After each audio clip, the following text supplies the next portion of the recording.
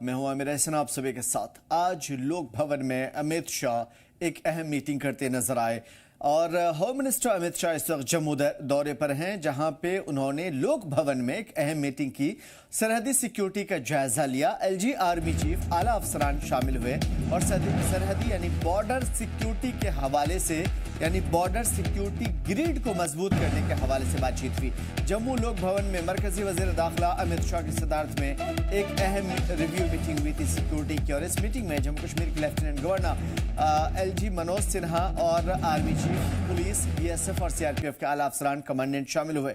Meeting में अमित शाह ने पूरे सिक्योरिटी फ्रेमवर्क का जायजा लिया। इस दौरान उन्होंने सरहदी सिक्योरिटी को, बॉर्डर सिक्योरिटी को मजबूत करने और इलाके में अमन और अमान को बनाए रखने के ऊपर जोर दिया।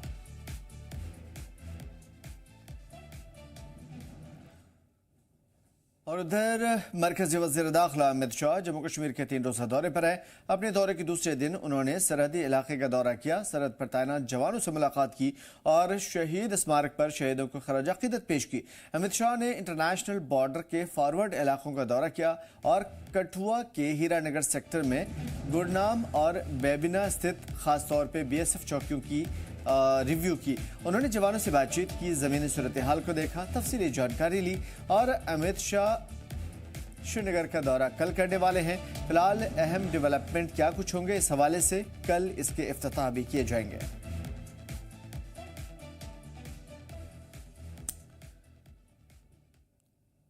और बीजेपी के एमएलए भवन गुप्ता ने कहा है कि यह बजट जम्मू जोन के साथ भेदभाव साबित करता है। उमर अब्दुल्ला ने यह बजट अपनी पार्टी के विधायकों के मुताबिक बनाया है। उन्होंने कहा है कि सभी के सभी अभी फिलहाल जो भी बजट है वो पूरी तरीके से पढ़ा नहीं है, लेकिन जो शुरुआती बजट हमने सुना है वो आज यहाँ पर तकरीर उमर अब्दुल्ला ने बजट पर की थी, उससे साफ पता चलता है कि जो उन्होंने बातें कही है वो सारी की सारी खोखली है।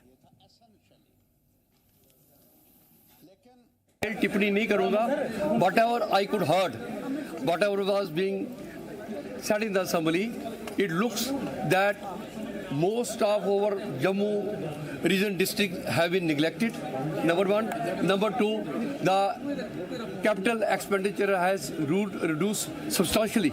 Whatever I have stated in the last year finance grants, because I was not given an opportunity by the speaker to speak on the budget, but जो मैंने बातें रखी थी वो सारी बिल्कुल सही प्रूव हो रही हैं। इन्होंने कहा था कि वो जो ये सरकार आई थी 24-25 में, उस वक्त 37,000 करोड़ का बजट पहले का पास किया था कैपिटल एक्सपेंडिचर, वो मैंने कहा था जो 18,000 करोड़ आएगा वो 18,000 करोड़ के करीब आ रहा है। जे वाला 32,000 करोड़ का था, जे वाला 10,000 करोड़ तक रिड्यूस होने वाला है, जो मैं समझ रहा हूँ। अभी मैं बजट की एग्जैक्ट फिगर्स को देखूंगा, मैं आपसे बात करूंगा, मैं एक एक चीज़ को थ्रेड भी आपके सामने रखूंगा। पर अभी तक मैंने बजट को, जो फिगर वर्क को मैंने देखा नहीं, मैं कैसे आपको बता सकूँ। पर जो मैंने सुना उसके अंदर में बहुत सारे डिस्ट्रिक्ट हमारे इग्नोर हुए हैं, वो मैं कह सकता हूँ। मेरे को तो ये लगा कि ये कोई एमएलए सेंट्रिक बजट बनाया गया जो पर्टिकुलर पार्टी को फेवर करता है।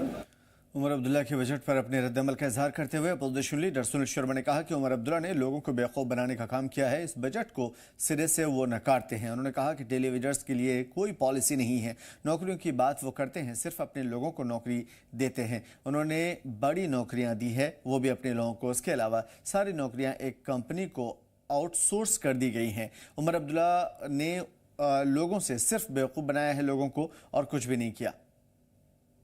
के साथ जम्मू कश्मीर विधानसभा में बैठे विधायक भी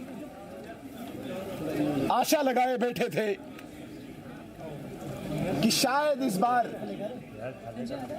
मुख्यमंत्री उमर अब्दुल्ला की शायद कोई आंखें खुली होंगी। पिछले 1.5 साल से जिस प्रकार से इन्होंने धोखा, फरेब, झूठ जम्मू कश्मीर की जनता के साथ किया, तो शायद हमें इस बार उम्मीद थी कि इस बार कुछ सच में बजट में प्रोविजन रखा हुआ होगा किसी भी वर्ग के लिए। लेकिन मैं बड़ी बदकिस्मती के साथ कह रहा हूं, बहुत बड़ा दुर्भाग्य है जम्मू कश्मीर की जनता का। जिस मुख्यमंत्री से एक तरफ आशा और उम्मीद की किरण थी, आज हर वर्ग को, जम्मू कश्मीर के हर वर्ग को उनकी उम्मीदों पर पानी फेरा है इस मुख्यमंत्री साहब ने। Old wine in new bottles, her front पे फेल होने वाली सरकार। पिछले वर्ष के सारे वादे आज उन्हीं को दोहराया गया। अगर कहीं पे सफलता दिखी सरकार की, वो केंद्रीय योजनाओं में थी, सेंट्रल स्पॉन्सर्ड स्कीम्स में थी। मोदी जी का गुणगान जो मोदी सरकार द्वारा जम्मू कश्मीर प्रदेश को बजट आवंटित किया गया है, वही एक आशा और उम्मीद इस बजट में दिखी। मैं सबसे बड़ा दुर्भाग्य इस सरकार का इसमें मानता हूं, जो कैपिटल अमाउंट होता है एक्सपेंडिचर ना के बराबर है। यह सरकार की गंभीरता को प्रस्तुत करता है। पीडीपी एमएलए वहीद उर्रहमान परा ने उमर अब्दुल्ला के पेश किए गए बजट पर निराशा जताई और कहा कि सरकार के बजट में कुछ भी नहीं है। उन्होंने मरकज के ही बजट को दोबारा लोगों के सामने पेश कर दिया। नौजवानों ने वोट डाला और इस उम्मीद पे कि रोजगार होगा। कहा गया 1 लाख लोगों को नौकरी देंगे, एम्प्लॉयज गारंटीज एक्ट आएगा, बेरोजगारों के लिए स्टार्टअप स्कीम्स होंगी। This government does not have a industrial policy. After 15 months not even 1% has been recruited, लेकिन एम्प्लॉयज को टर्मिनेट किया गया है इनके दौरान। और हम ये कहते हैं कि अगर आपके पास कुछ भी नहीं है तो वादे बड़े मत करिए। और अब आप जब इस वक्त अनाउंसमेंट्स कर रहे हैं, enlist one initiative that the Omar Abdullah government has made in this budget session, एक इनिशिएटिव, इससे इस बजट से इनकी नीयत दिखती है कि इसके पास ऑफर ही नहीं है कुछ। देखिए, इन्होंने लास्ट ईयर भी कहा हम डेली वेजेस को रेगुलराइज करेंगे, 1 साल होने को है, इस वक्त भी उस प्रोसेस को कंक्लूड नहीं किया गया। Not even 1% has been regularised in the daily wages list.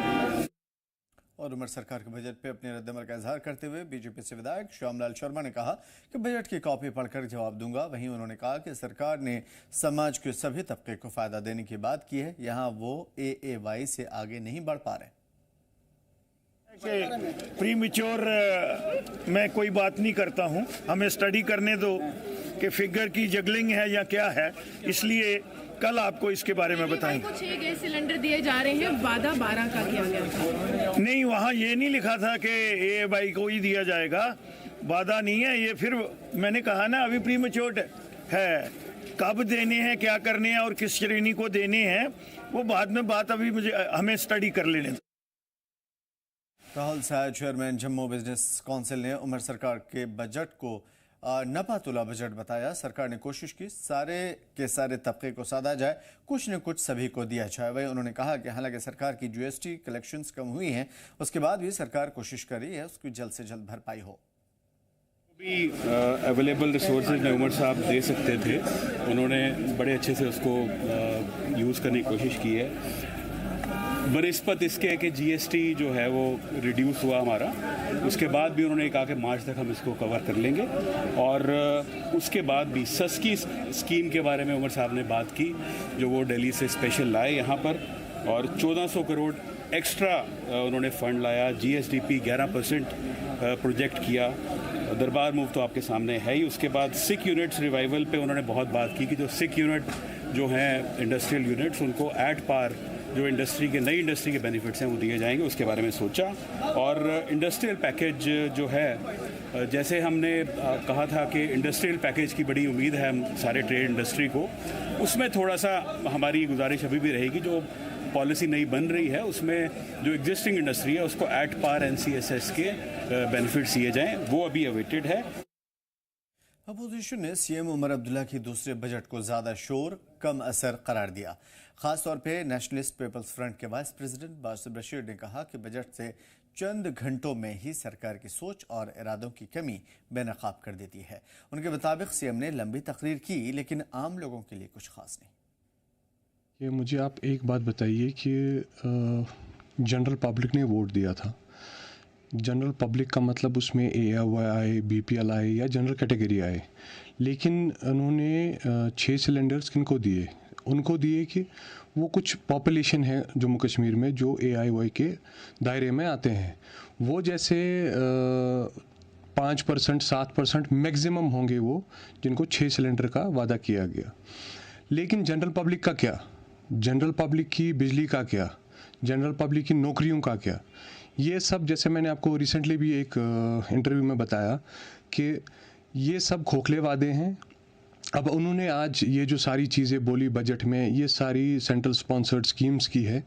Already centre ने ये ऑलरेडी गवर्नमेंट्स को दिया गया है, तो अब यही वो लपेट छपेट के उठा के उन्होंने यहाँ पे वो लोगों को बता दिया। बाकी हमें नहीं लगता है कि आप देखिए, मैंने बहुत सारों के बयानात भी देखे कि ये सब जो एक्सपेक्टेशंस थी इस बजट से, चलो उनके मैनिफेस्टो का क्या हुआ क्या नहीं हुआ, लेकिन जो इसकी एक्सपेक्टेशन थी बजट की, वो कहीं ना कहीं लैक हो गई। उनकी मैं बोलूँगा उसमें ट्यूनिंग गवर्नमेंट ऑफ इंडिया के साथ अच्छी है, तो उनको इससे अच्छा था कि जो उन्होंने मैनिफेस्टो बोला है कि वही उसी को इम्प्लीमेंट करें, उसी को बजट के सामने लाएं। एनसी सरकार की तरफ से विधानसभा में पारित किए गए बजट को लेकर के रियासी जिले में मिला जुला रद्द-ए-अमल सामने आया। कुछ लोगों ने बजट को अवामी मफाद में करार दिया और कहा कि इससे डेवलपमेंट की रफ्तार मिलेगी। वहीं दूसरी तरफ लोगों का कहना था कि बजट सिर्फ दिखावटी है, जमीनी सतह पे कुछ नहीं। अवेलेबल रिसोर्सेज में उमर साहब दे सकते थे, उन्होंने बड़े अच्छे से उसको यूज़ करने की कोशिश की है। बनिस्बत इसके है कि जीएसटी जो है वो रिड्यूस हुआ हमारा, उसके बाद भी उन्होंने कहा कि मार्च तक हम इसको कवर कर लेंगे। और उसके बाद भी सस्की स्कीम के बारे में उमर साहब ने बात की, जो वो दिल्ली से स्पेशल लाए यहाँ पर, और 1400 करोड़ एक्स्ट्रा उन्होंने फंड लाया। जीएसडीपी 11% प्रोजेक्ट किया। दरबार मूव तो आपके सामने है ही। उसके बाद सिक यूनिट्स रिवाइवल पे उन्होंने बहुत बात की कि जो सिक यूनिट जो हैं इंडस्ट्रियल यूनिट्स, उनको एट पार जो इंडस्ट्री के नई इंडस्ट्री के बेनिफिट्स हैं वो दिए जाएंगे, उसके बारे में सोचा। और इंडस्ट्रियल पैकेज जो है, जैसे हमने कहा था कि इंडस्ट्रियल पैकेज की बड़ी उम्मीद है हम सारे ट्रेड इंडस्ट्री को, उसमें थोड़ा सा हमारी गुजारिश अभी भी रहेगी, जो पॉलिसी नई बन रही है उसमें जो एग्जिस्टिंग इंडस्ट्री है उसको एट पार एनसीएसएस के बेनिफिट्स दिए जाएं, वो अभी अवेटेड है। और ईजीएसी जनरल सेक्रेटरी और डेली वेजर्स कैजुअल लेबर्स के सदर सज्जाद परा ने सीएम उमर अब्दुल्ला के पास के जरिए बजट पेश किए जाने के बाद सख्त नाराजगी जताई। उन्होंने कहा कि बजट तकरीर से रेगुलराइजेशन पर ना तो कोई वाज़ेह इरादा था और ना ही कमेटी रिपोर्ट की टाइमलाइन के बारे में बताया गया। परा ने सवाल उठाया कि किस बुनियाद पर मुलाजमीन को पक्का किया जाएगा और उन्हें क्या ठोस फायदे मिलेंगे। इंतखाब किया था और उन शब्दों से लग रहा था कि वो हमारे मामले से बाखबर है, इल्म रखते हैं, इल्मियत रखते हैं। उन्होंने ये कहा कि ये दीरीना लॉन्ग पेंडिंग ह्यूमन इशू है। इन्होंने डिफिकल्ट कंडीशंस में यहाँ के आवाम की खिदमत की है। इन्होंने अपनी जिंदगी का प्राइम टाइम यहाँ के आवाम की खिदमत में, यहाँ की सरकार की खिदमत में दे दिया है। तो और वो भी विदाउट जॉब सिक्योरिटी, ऐसे शब्दों का इंतखाब उन्होंने किया। और सीएम साहब ने अपनी बजट तकरीर में वैसे फाइनेंस मिनिस्टर हाउस को एश्योर किया, ये यकीन दहानी थी कि जो कमेटी हमने तश्कील दी है उसके रिपोर्ट की बुनियाद पे हम एक स्ट्रक्चर्ड और फेज्ड रोड मैप सामने लाने जा रहे हैं इन कमिंग पीरियड, और जिसमें उन्होंने रेगुलराइजेशन लफ्ज का इस्तेमाल किया। उन्होंने ये कहा कि डिग्निटी, जॉब सिक्योरिटी और इनके स्टेबल फ्यूचर का उसमें ख्याल रखा जाएगा। जहां तक वजीर आला साहब की बजट तकरीर का ताल्लुक है, इस बजट तकरीर से ऐसा लग रहा था कि वजीर आला साहब यहाँ के आरजी मुलाजमीन की सूरत हाल से। इसके यूएसटी कश्मीर के वाइस चांसलर प्रोफेसर नज़ीर अहमद गनाई ने ऐलान किया है कि 14, 15 और 16 फरवरी को शालीमार कैंपस में 3 रोज़ा एग्रीकल्चर एग्जीबिशन यानी फेयर का इनेकाद किया जाएगा। श्रीनगर में प्रेस कॉन्फ्रेंस करते हुए उन्होंने कहा कि मेले में पूरे सूबे से किसान, छोटे कारोबारी, स्टार्टअप चलाने वाले नौजवान भी शामिल होंगे और इस मेले में नई खेती, मशीनरी, जदीद टेक्नोलॉजी और इनोवेटिव तरीके की चीज़ों की नुमाइश की जाएगी। इसका मकसद है जम्मू कश्मीर में ज़राअत यानी एग्रीकल्चर में मॉडर्नाइजेशन को बढ़ावा देना। आने वाले दिनों में जो हम अपना 11वां किसान मेला यहाँ पे मुनक़िद करने जा रहे हैं, ये 14, 15 और 16 फरवरी को होगा। वो पड़ता है सैटरडे, संडे एंड मंडे पड़ता है। केयरफुली हमने चूज़ किया है सैटरडे, संडे, ताकि 2 दिन की छुट्टियाँ हैं और जो लोग वीकेंड पे घर पे होते तो उनको यहाँ पे आने में आसानी रहेगी। पहले ये हमारा प्रोग्राम 2 दिन का हुआ करता था, अब इस पिछले साल हमने 3 दिन का किया लोगों की डिमांड पे, और इस साल हमने इसको पहले से ही 3 दिन का प्रोग्राम किया। और पिछले 2-3 सालों से जो हमने देखा यहाँ पे फुटफॉल अपने इस किसान मेले में, जिसको हमने अब नाम दिया हुआ है गोंगल, ये इसका ब्रांड नेम है। करीब 2 से 3 लाख लोग इस मेले में हमें विजिट करते हैं। हम देखें तो इस भारत देश में हर स्टेट में सारी यूनिवर्सिटियाँ इस तरह के मेले करते हैं, जो किसान मेला, नेशनल लेवल पे भी किसान मेला होता है, और यहाँ पे भी हम साल भर कुछ डिस्ट्रिक्ट लेवल पे भी मेले करते हैं। लेकिन ये एक मेगा किसान मेला है हमारा, जिसको हमने नाम दिया है गोंगल, और ये टेक्नोलॉजी ड्रिवन मेला है, टेक्नोलॉजी मेला है एग्रीकल्चर का। बुनियादी तौर पे जो 2022 से गवर्नमेंट ऑफ जम्मू कश्मीर ने जो एक बहुत बड़ा मैसिव प्रोग्राम यहाँ पे लॉन्च किया हुआ है, HADP, holistic agriculture development programme, और गवर्नमेंट ऑफ जम्मू कश्मीर की उस प्रोग्राम से काफ़ी ज़्यादा उम्मीदें वाबस्ता है। मकसद ये है कि हमने अपने एग्रीकल्चर को कैसे ट्रांसफार्म करना है, इसको हमने प्राइमरी से सेकेंडरी एग्रीकल्चर, हमने इसको सस्टेनेबल कैसे बनाना है, हमने अपनी इकोनॉमी अपनी मईशत को कैसे मजबूत करना है, इस एग्री इकोनॉमी को हमने यहाँ पे जॉब क्रिएशन कैसे करना है, हमने यहाँ पे जम्मू कश्मीर में जो एग्री बिजनेसेस को कैसे बढ़ावा देना है, एग्रीप्रेन्योरशिप को कैसे बढ़ावा देना है, हमने यहाँ पे जो सेकेंडरी एग्रीकल्चर में प्रोसेसिंग है, फूड प्रोसेसिंग है, उसका पैकेजिंग है, ब्रांडिंग है, मार्केटिंग है, उसमें हमने कैसे इसको बढ़ावा देना है। ये सारे जो इंडिकेटर्स हैं ये हमने अपने लिए तय किए हुए हैं, हमने इसमें प्रोग्रेस करना है। अब ये मेला सिर्फ एक किसान मेला नहीं है, बुनियादी तौर पे ये एक रिफ्लेक्शन है जम्मू कश्मीर में एग्रीकल्चर में जो प्रोग्रेस हो रही है, ये उसकी एक रिफ्लेक्शन है। मान लीजिए यहाँ पे जो लैंड होल्डिंग कैपेसिटी बहुत है, एक इंडिविजुअल फार्मर को अपना प्रोड्यूस मार्केट करने में काफ़ी दिक्कत होती है, तो गवर्नमेंट ऑफ जम्मू कश्मीर और नेशनल लेवल पे भी बड़ा फोकस है कोऑपरेटिव्स पे या FPOs पे। तो यहाँ पे इस मेले में हमने उन सबको यहाँ पे इनवाइट किया हुआ है कि आप यहाँ पे इस मेले में आएँ और आपका जो भी एग्री बिजनेस है उसको आप यहाँ पे उसको एग्जिबिट करेंगे, उसको दर्शाएंगे। मुझे बताने में बड़ी खुशी हो रही है, जब ये मेला आज से कुछ सालों पहले शुरू हुआ था, आज से 10 साल पहले, तो तब हमें लोगों को बुला के लाना पड़ता था यहाँ पे कि मेला है, आप यहाँ पे आ जाइए, और सब कुछ जो एग्जिबिटर्स होते हैं हम सब कुछ प्रोवाइड करते हैं। लेकिन पिछले 4-5 सालों से जो एग्रीकल्चर में जम्मू कश्मीर में काफ़ी ज़्यादा तरक्की हुई है और काफ़ी सारे हमारे पढ़े लिखे जवान अब इस एग्री बिजनेस में आ रहे हैं, और खुशाइंदा बात है कि बाहर की बड़ी बड़ी और मशहूर यूनिवर्सिटीज़ से, चाहे वो ऑस्ट्रेलिया, न्यूजीलैंड, लंदन, USA से, वहाँ से बच्चे पढ़ के यहाँ पे आप एग्री बिजनेस में, एग्रीकल्चर में अपना एक वेंचर या अपना बिजनेस वो यहाँ पे ऑपरेट कर रहे हैं, शुरू कर रहे हैं। तो पिछले कई सालों से अब उन जो हमारे पढ़े लिखे जवान एग्री बिजनेस में आ रहे हैं, उन्होंने इसको बड़ा ही एक फ्यूचरिस्टिक और एक प्रोस्पेक्टिव जो है ना एक वेंचर उन्होंने उसको समझा है। वो यहाँ पे इस किसान मेले में बढ़ चढ़ कर इसमें शिरकत करते हैं। पुलवामा के government girl higher secondary school में परीक्षा पे चर्चा के 9वें वर्जन की लाइव व्यूइंग की गई थी। प्रोग्राम का मकसद तलबा का हौसला बढ़ाना था, इम्तिहान की कशीदगी को कम करना था और तालीमी माहौल को बेहतर बनाना था।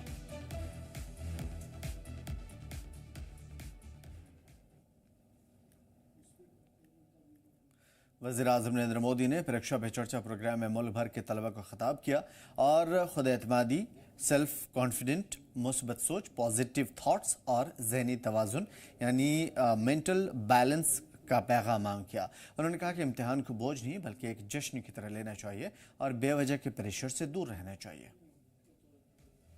ये परीक्षा पे चर्चा का जो प्रोग्राम था तो हमने अपने स्कूल में प्रॉपर अरेंजमेंट किए हुए थे। आपने जैसे देखा कि बच्चों को तक ये उनका मोदी जी का संदेश पहुंचे, क्योंकि ये परीक्षा का समय एक ऐसा समय है कि बच्चे जो है इस समय बड़े थोड़े से डरे हुए होते हैं, सहमे होते हैं, लेकिन मोदी जी के इस जो प्रोग्राम से बच्चों में एक सेल्फ कॉन्फिडेंस आता है, बच्चों में आत्मविश्वास आता है और मुझे ये लगता है कि मोदी जी का यही संदेश है कि हमें एग्ज़ाम को एक उत्सव की तरह लेना चाहिए, एक फंक्शन की तरह जैसे, और हमें अपने अंदर जो हमारे ये ऐसे प्रोग्राम जो है ये पेरेंट्स, सोसाइटी और बाकी लोगों में भी इस तरह का लोगों में ये चीज़ें निकालनी चाहिए कि खाली एक मार्क्स लाना ही सबसे बड़ी बात नहीं है।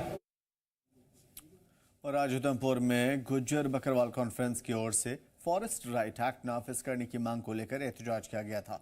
मुजाहिरीन ने जानकारी देते हुए बताया कि हुकूमत की ओर से कागजों में तो इस एक्ट को नाफिज कर दिया गया। उन्होंने कहा कि लेकिन ज़मीन पर इसका कोई फ़ायदा नहीं है, जिसकी वजह से उन्हें परेशानियां आ रही हैं। उमर सरकार से मांग लगातार चल रही है। उन्होंने कहा कि जल्द से जल्द इस कानून को ज़मीनी सतह पर नाफिज किया जाए ताकि उनका गुजर बसर आसानी से हो पाए। गुज्जर बकर कॉन्फ्रेंस के लोग भी आज सड़कों पर हैं और जिस तरह से असेंबली चल रही है और लगातार कई कानून जो है वो पेश हो रहे हैं, बजट जो है वो पेश हो रहे हैं, लेकिन अब कहीं ना कहीं ये लोग जो है अपनी मांगों को लेकर सड़कों पर है और यहाँ पर इस समय प्रदर्शन किया जा रहा है और ये कहा जा रहा है कि फॉरेस्ट राइट एक्ट जो है वो लागू किया जाए, क्योंकि फॉरेस्ट एक्ट जब लागू होगा तो इन लोगों को जंगलों के अंदर रहने का अधिकार जो है वो मिलेगा और ये वहां पर रह पाएंगे। कई सदियों से ये लोग जंगलों में ही रहते आए हैं और आज ये सड़कों पर है। आज इनसे बात करते हैं कि आखिर क्यों सड़कों पर है और क्यों, क्या वजह, किस वजह से ये सड़कों पर है। जी अपना नाम बताएं और ये बताएं कि क्यों आज ये प्रदर्शन जो है वो किया जा रहा है। सर, मेरा नाम चौधरी फारूक खटाना, मैं गुज्जर बकरवाल कॉन्फ्रेंस से हूँ और हमारी आज ये डिमांड है कि जो फॉरेस्ट राइट एक्ट पूरे देश में लागू किया गया है और हमारे जम्मू कश्मीर में अभी तक इसको जमीनी सतह पे नहीं लागू किया गया है। हवा में या फाइलें दफ्तर में बोला गया कि हमने फॉरेस्ट राइट एक्ट का जो फायदे थे वो गुज्जर बकरवाल कम्युनिटी को, ट्राइबल को दे दिए, लेकिन जमीनी सतह पे कुछ भी नहीं हुआ है। हमारे जहाँ चराईगाह थी, जहाँ हमारा गुजारा होता था माल मवेशी का, वो पूरे का पूरा बंद कर दिया है फॉरेस्ट ने। अभी बात कह रहे थे आपकी सनासर जो इलाका है वहां पर भी काफी सारी दिक्कतें, किस तरह की दिक्कतें हैं और क्या परेशानियां जो है? सर, तार लद्दे में इतनी परेशानी है कहने की बात नहीं है। सनासर हम सदियों से रहते हैं, उधर हमारी कोठियां जो हमारी चरागाह था उनको बंद किया गया है।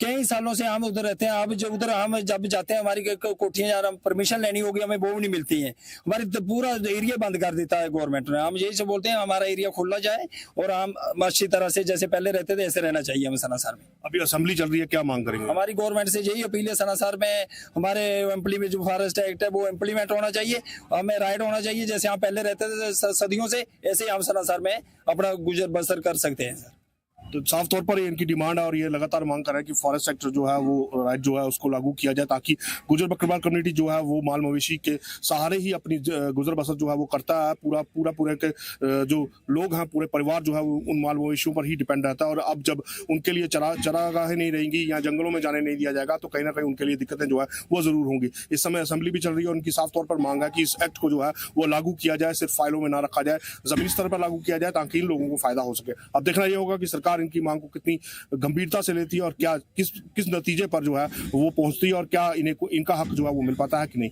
जी जम्मू कश्मीर लद्दाख के लिए मैं विक्रम पंछी, उधमपुर। बीजेपी जिला सदर रजा वसीम ने कहा है कि अनंतनाग शोपियां रेलवे प्रोजेक्ट को रोकने का फैसला अवाम के दबाव का नतीजा है और किसी रीजनल सियासी पार्टी का नहीं। उन्होंने कहा कि इसका पूरा क्रेडिट आम लोगों को जाता है जिनकी आवाज़ सुनी गई।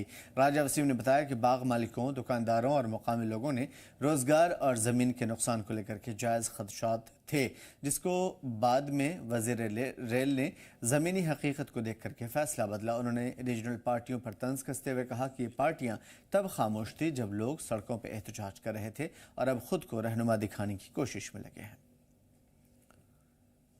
आदरणीय प्रधानमंत्री नरेंद्र मोदी जी का तहे दिल से शुक्रिया अदा करता हूं, उनकी सरकार का तहे दिल से शुक्रिया अदा करता हूं। इसमें कोई पॉलिटिक्स नहीं होनी चाहिए, इसमें बिल्कुल कोई पॉलिटिक्स नहीं होनी चाहिए। ये लोगों का मसला है। मैं मानता हूं कि आदरणीय देश के प्रधानमंत्री नरेंद्र मोदी जी ने एक वीडियो वायरल जो हुआ था जिसमें वो पेड़ को गले लगा के रो रहे थे, आदरणीय नरेंद्र मोदी जी ने वो वीडियो देखा था, क्योंकि जब मैंने अपनी हायर अथॉरिटी से बात की थी, मैंने आदरणीय सत शर्मा जो हमारे प्रेसिडेंट है, आदरणीय अशोक कोल जी जो हमारे संगठन महामंत्री है और आदरणीय हमारे अनवर खान साहब, उनसे मैंने बात करी थी। उन्होंने बोला कि ऑलरेडी नरेंद्र मोदी जी ने वो वीडियो देखा है, तो उन्होंने जो रेलवे मिनिस्टर है उनको बुलाया था और उनको डायरेक्शन दी थी कि आप वहाँ पर अच्छे से देख लीजिए। देखिए, इसमें स्टेट गवर्नमेंट का कोई रोल नहीं है, इसमें यहाँ के पॉलिटिकल लीडर्स का कोई रोल नहीं है। मैं मानता हूँ कि मैं ये भी नहीं बोलता हूँ कि ये राजा वसीम ने किया है, लेकिन मैं ये कहता हूँ कि इन लोगों ने रोया, इन लोगों का दर्द आदरणीय देश के प्रधानमंत्री नरेंद्र मोदी जी ने समझा,